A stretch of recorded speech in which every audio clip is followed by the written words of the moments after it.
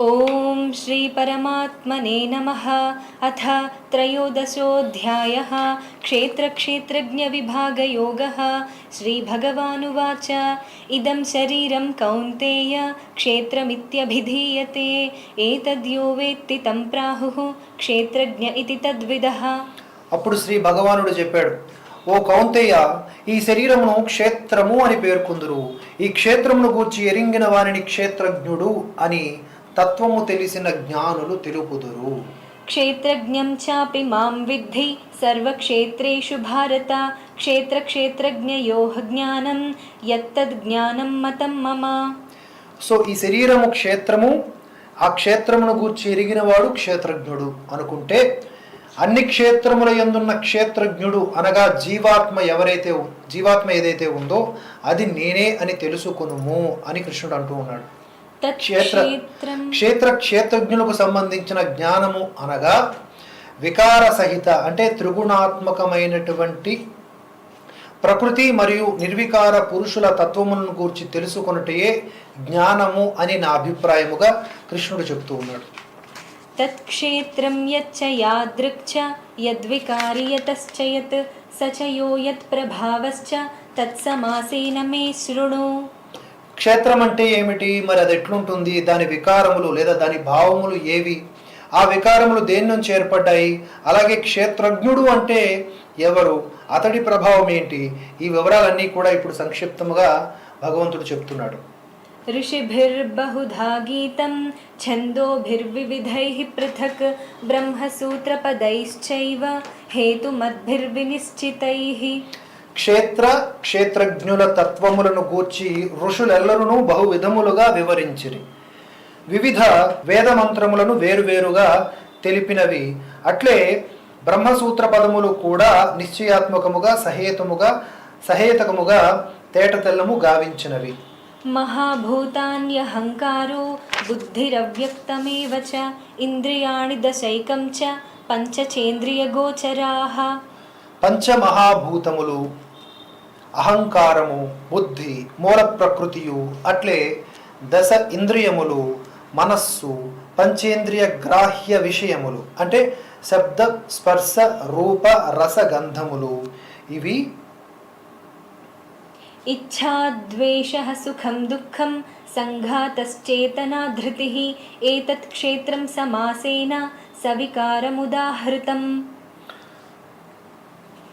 ఇచ్ఛ, ద్వేషము, సుఖము, దుఃఖము, స్థూల శరీరము, చైతన్యము, ధృతి అను వికారములతో కూడిన క్షేత్ర స్వరూపము సంక్షిప్తముగా పేర్కొనబడినది. అమానిత్వం అదంభిత్వం అహింసా క్షాంతిరార్జవం ఆచార్యోపాసనం శౌచం స్థైర్యం ఆత్మవినిగ్రహః. తానే శ్రేష్ఠుడను అనే భావము లేకుండుట, డాంబికము లేకుండుట, అహింస క్షమించే గుణము కలిగి ఉండుట, మనోవాక్కులయందు సరళత్వము, శ్రద్ధాభక్తులతో గురుజనులను సేవించుట, బాహ్యాంతర శుద్ధి, అంతఃకరణ స్థిరత్వము, మన శరీరేంద్రియముల నిగ్రహము, ఇవన్నీ కూడా ఇంద్రియార్థేషు వైరాగ్యం అనహంకార ఏవ చ జన్మ మృత్యుజరా వ్యాధి దుఃఖ దోషానుదర్శనం.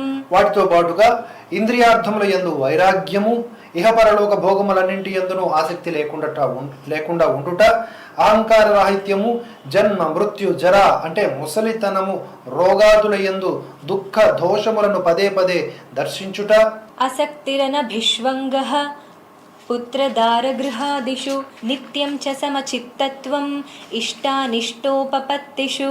భార్య, పుత్రులు, ఇల్లు, సంపదలు మున్నగు వాని యందు మమతాశక్తులు లేకుండుట, ఇష్టానిష్ట వస్తు ప్రాప్తి వలన ఎట్టి మనోవికార కారకములు లోనుగాకుండుట, ఎల్లప్పుడూ సమభావముతో ఉండుట. మయి చానన్య యోగేన భక్తిరవ్యభిచారిణీ వివిక్తదేశ సేవిత్వం అరతిర్జన సంసది. పరమేశ్వరుడనైన నాయందు అనన్య యోగము ద్వారా అవ్యభిచారిణీ భక్తి కలిగి ఉండుట, ఏకాంత పవిత్ర ప్రదేశమున వసించు ప్రవృత్తి కలిగి ఉండుట, విషయాసక్తులైన జనుల ఎడ ఆసక్తి లేకుండుట. अध्यात्मज्ञाननित्यत्वं तत्त्वज्ञानार्थदर्शनम् एतद्ज्ञानमिति प्रोक्तम् अज्ञानं यदतोऽन्यथा.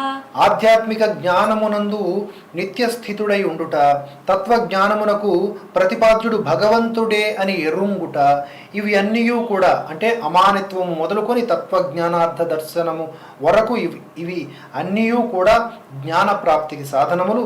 దీనికి విపరీతమైనది అజ్ఞానము.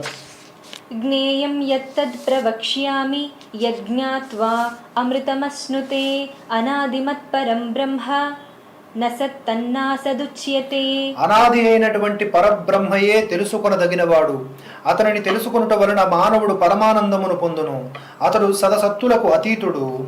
ఆ పరమాత్మను గూర్చి సమగ్రముగా నీకు తెలుపుచున్నాను. సర్వతః పాణిపాదం తత్ సర్వతోక్షి శిరోముఖం సర్వతః శృతిమల్లోకే సర్వమావృత్య తిష్ఠతి. ఆ పరమాత్ముని చేతులు, పాదములు, నేత్రములు, చెవులు, శిరస్సులు, ముఖములు సర్వత్రా స్థితములై ఉన్నవి. అతడు సర్వమును ఆవరించి ఉన్నాడు. సర్వేంద్రియ గుణాభాసం సర్వేంద్రియ వివర్జితం అసక్తం సర్వభృచ్చైవ నిర్గుణం గుణభోక్తృ చ. అతడు ఇంద్రియ గ్రాహ్య విషయములన్నింటినీ ఎరిగినవాడు, కానీ వాస్తవముగా ఇంద్రియాదులకు అతీతుడు. ఆసక్తి రహితుడైనను సమస్త జగత్తును భరించి పోషిస్తుంటాడు అంతే. అతడు నిర్గుణుడయ్యును, గుణాతీతుడయ్యను, ప్రకృతి సంబంధము వలన గుణానుభవములను కలిగి ఉండువాడు. బహిరంతశ్చ భూతానాం అచరం చరమేవ చ సూక్ష్మత్వాత్ తద విజ్ఞేయం దూరస్థం చాంతికే చ తత్. చరాచర భూతములన్నింటికి బాహ్యాభ్యంతరముల యందు పరిపూర్ణముగా ఉండువాడును, చరాచర రూపుడును అతడే. అతి సూక్ష్మ రూపుడయ్యున్నందున తెలుసుకొన సఖ్యముగాని వాడు. అతి దూరముగను అతి సమీపముగను స్థితుడై ఉండువాడును అతడే. అవిభక్తం చ భూతేషు విభక్తమివ చ స్థితం భూతభర్తృ చ తద్జ్ఞేయం గ్రసిష్ణు ప్రభవిష్ణు చ. పరమాత్మ ఆకాశము వలె విభజించుటకు వీలు లేని ఒకే రూపున పరిపూర్ణుడై ఉన్నను సమస్త చరాచర ప్రాణుల రూపములలో వేరువేరుగా గోచరించుచుండును. ఆ పరమాత్మయే సృష్టికర్త అయిన బ్రహ్మగా, పోషకుడైన విష్ణువుగా, లయకారకుడైన రుద్రునిగా తెలుసుకొనదగినవాడు. జ్యోతిషామపి తజ్జ్యోతిః తమసః పరముచ్యతే జ్ఞానం జ్ఞేయం జ్ఞానగమ్యం హృది సర్వస్య విష్ఠితం. ఆ పరబ్రహ్మ అన్ని జ్యోతులకును జ్యోతి అంటే పరం జ్యోతి. మాయాతీతుడు, జ్ఞానస్వరూపుడు, తెలుసుకొనదగినవాడు, తత్వజ్ఞానము ద్వారా ప్రాప్యుడు కూడా అతడే. సర్వ ప్రాణుల హృదయములందు విశేషముగా ఉండువాడు. ఇతి క్షేత్రం తథా జ్ఞానం జ్ఞేయం చోక్తం సమాసతః మద్భక్త ఏతద్ విజ్ఞాయ మద్భావాయోపపద్యతే. ఇంతవరకు కూడా క్షేత్రమును గూర్చియు, జ్ఞానమును గూర్చియు, జ్ఞేయమును గూర్చియు సంక్షిప్తముగా వివరించితిని.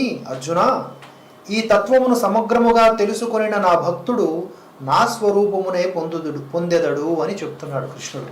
ప్రకృతిం పురుషం చైవ విద్యనాది ఉభావపి వికారాంశ్చ గుణాంశ్చైవ విద్ధి ప్రకృతి సంభవాన్. ప్రకృతి, పురుషుడు అను ఈ రెండును అనాది అయిన అంటే సనాతనమైనవనియు, రాగద్వేషాది వికారములను త్రిగుణాత్మకములైనటువంటి పదార్థములన్నీయును ప్రకృతి నుండియే ఉత్పన్నములు అయినవి అనియు ఎరుంగుము అంటున్నాడు. కార్యకరణకర్తృత్వే హేతుః ప్రకృతిరుచ్యతే పురుషః సుఖదుఃఖానాం భోక్తృత్వే హేతురుచ్యతే. కార్యకరణములను ఉత్పన్నము చేయుటలో ప్రకృతియే హేతువనియు, సుఖ దుఃఖములను అనుభవించుటలో జీవాత్మయే హేతువనియు కూడా చెప్పబడుచున్నది. పురుషః ప్రకృతిస్థో హి భుంక్తే ప్రకృతిజాన్ గుణాన్ కారణం గుణసంగోస్య సదసద్యోని జన్మసు. పురుషుడు ప్రకృతి స్థితుడై ప్రకృతి నుండి ఉత్పన్నములైన త్రిగుణాత్మక పదార్థములను అనుభవించును. ఈ గుణ సాంగత్యమే జీవాత్మ యొక్క ఉత్తమ అధమ జన్మలకు కారణమగుతున్నది. ఉపద్రష్టానుమంతా చ భర్తా భోక్తా మహేశ్వరః పరమాత్మేతి చాప్యుక్తో దేహేస్మిన్ పురుషః పరః. అంటే ఈ దేహమునందున్నటువంటి ఆత్మ వాస్తవముగా పరమాత్మయే. అతడు సాక్షిభూతుడగుట వలన ఉపద్రష్ట అనియు, యథార్థ సమ్మతిని ఇచ్చువాడవుట వలన హనుమంత అనియు, అన్నింటినీ ధరించి పోషించుట వాడవుట వలన భర్త అనియు, జీవరూపములో భోక్త అనియు, బ్రహ్మాదులకును స్వామి అగుట వలన మహేశ్వరుడు అనియు, శుద్ధ సచిదానంద ఘన స్వరూపుడు అగుట వలన పరమాత్మ అనియు పిలువబడుచున్నాడు. య ఏవం వేత్తి పురుషం ప్రకృతిం చ గుణైః సహ సర్వథా వర్తమానోపి న స భూయోభిజాయతే. ఈ విధముగా పురుషుని తత్వమును గుణ సహితమైన ప్రకృతి తత్వమును తెలుసుకునినవాడు అన్ని విధములుగా కర్తవ్య కర్మలను ఆచరించుచున్నప్పటికీ పునర్జన్మను పొందడు. ధ్యానేనాత్మని పశ్యంతి కేచిదాత్మానమాత్మనా అన్యే సాంఖ్యేన యోగేన కర్మయోగేన చాపరే. కొందరు ఆ పరమాత్మను శుద్ధమైన సూక్ష్మ బుద్ధితో ధ్యాన యోగము ద్వారా తమ హృదయములందు చూతురు. మరికొందరు యోగము ద్వారా మరికొందరు కర్మయోగము ద్వారా ఆ పరమాత్మను దర్శింతురు. అన్యే త్వేవమజానంతః శ్రుత్వాన్యేభ్య ఉపాసతే తేపి చాతితరంత్యేవ మృత్యుం శృతిపరాయణాః.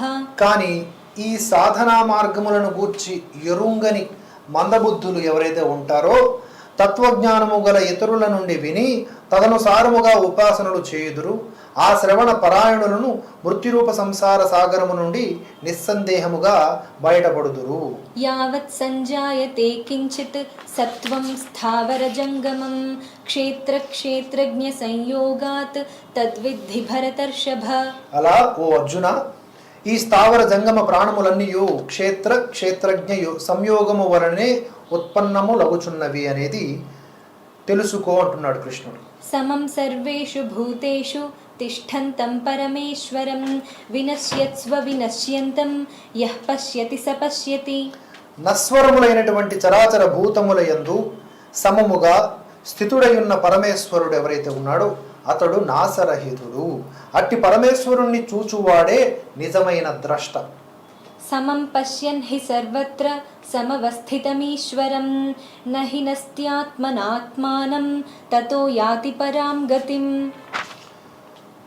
సమస్త ప్రాణుల యందును సమభావముతో నుండు పరమేశ్వరుణ్ణి సమత్వ భావముతో చూచువాడు ఆత్మహంతకుడు కాడు, అనగా తనను తాను నాశము చేసుకొనువాడు కాడు. అందువలన అతడు పరమగతిని పొందును. ప్రకృత్యైవ చ కర్మాణి క్రియమాణాని సర్వశః యః పశ్యతి తథాత్మానం అకర్తారం స పశ్యతి.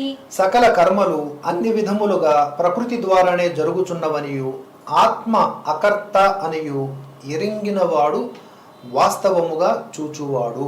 యదా భూత పృథగ్భావం ఏకస్థం అనుపశ్యతి తత ఏవ చ విస్తారం బ్రహ్మ సంపద్యతే తదా.